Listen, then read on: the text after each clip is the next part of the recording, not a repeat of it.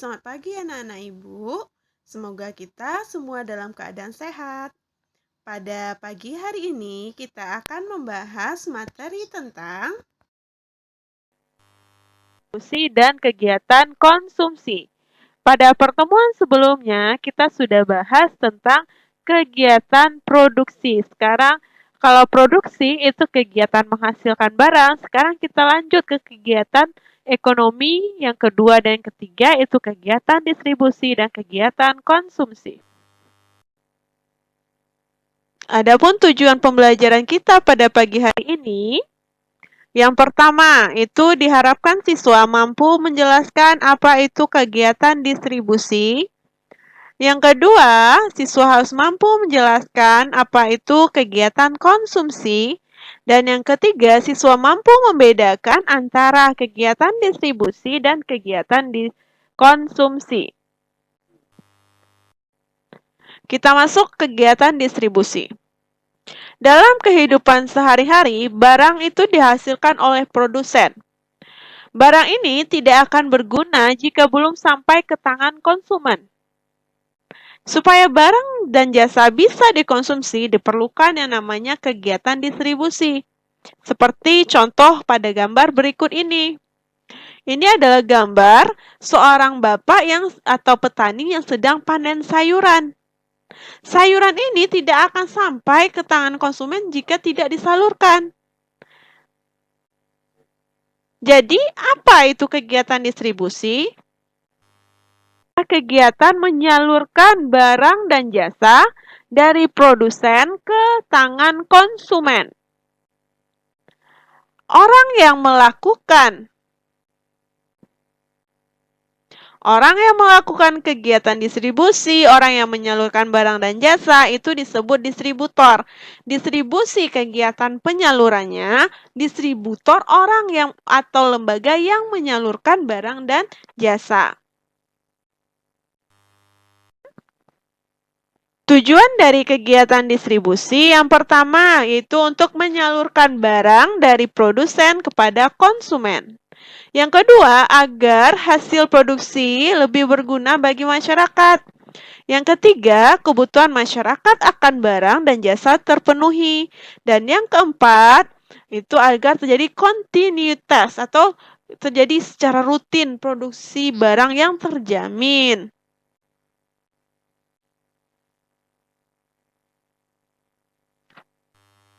Kemudian kita masuk ke dalam sistem distribusi. Sistem distribusi ini ada 3. Yang pertama,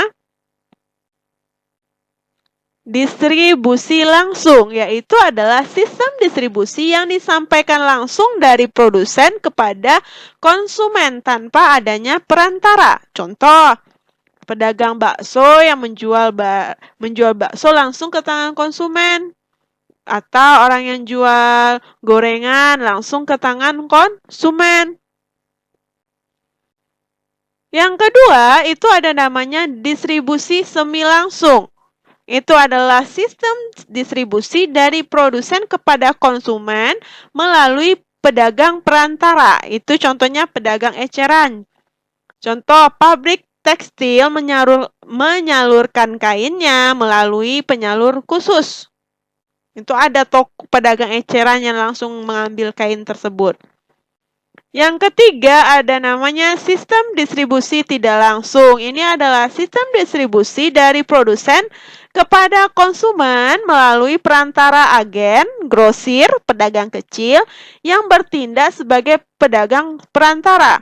Sistem distribusi ini sering dipakai perusahaan-perusahaan besar. Contohnya, kalian pasti di rumah kalian tuh ada memakai produk Unilever.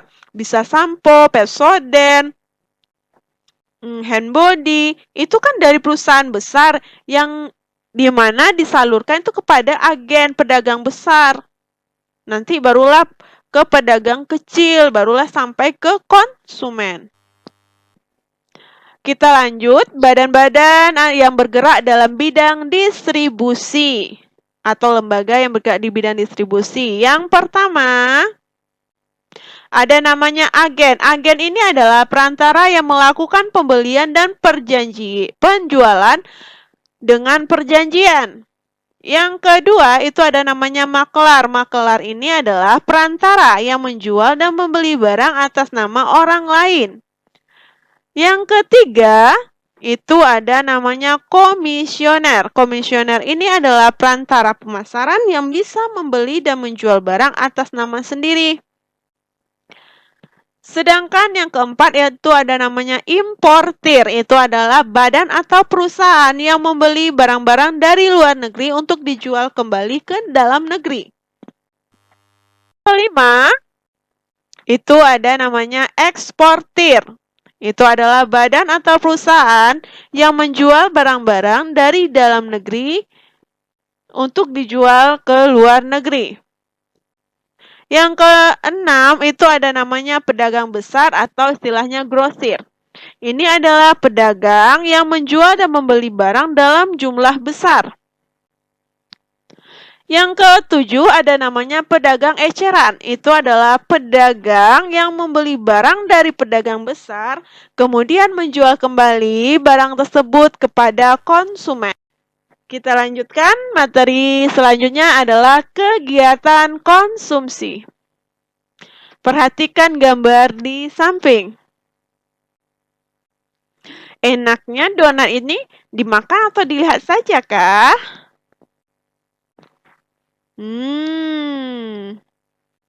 Enaknya sih dimakan. Donat.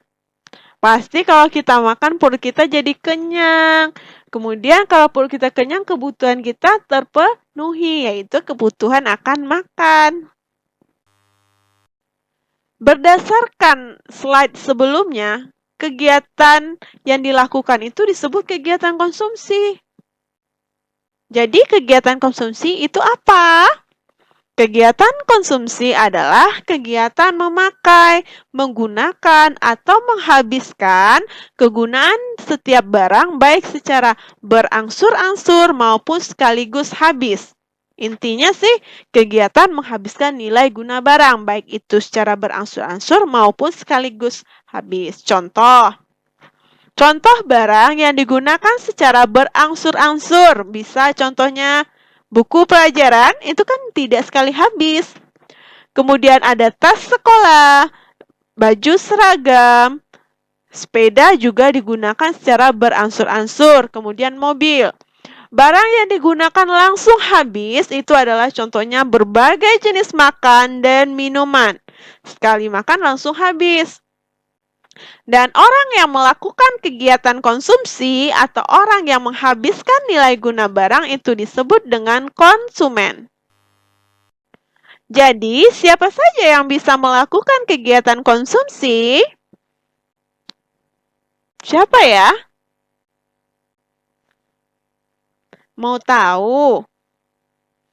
Bu, lanjut dong materinya.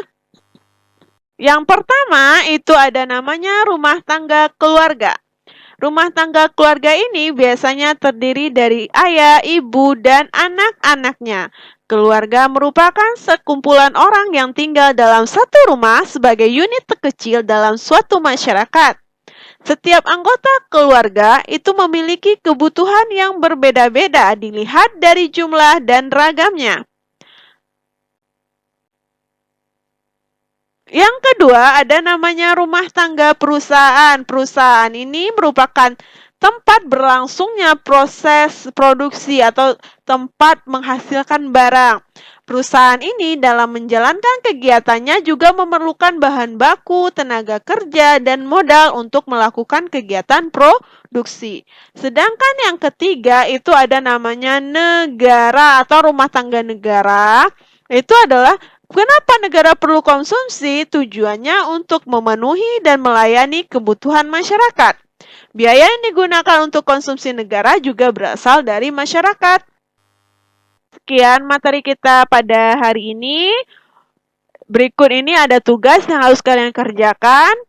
Nih, perhatikan tabelnya, itu ada pelaku ekonomi dan barang yang dibutuhkan. Tugasnya buat di buku latihan kalian ya.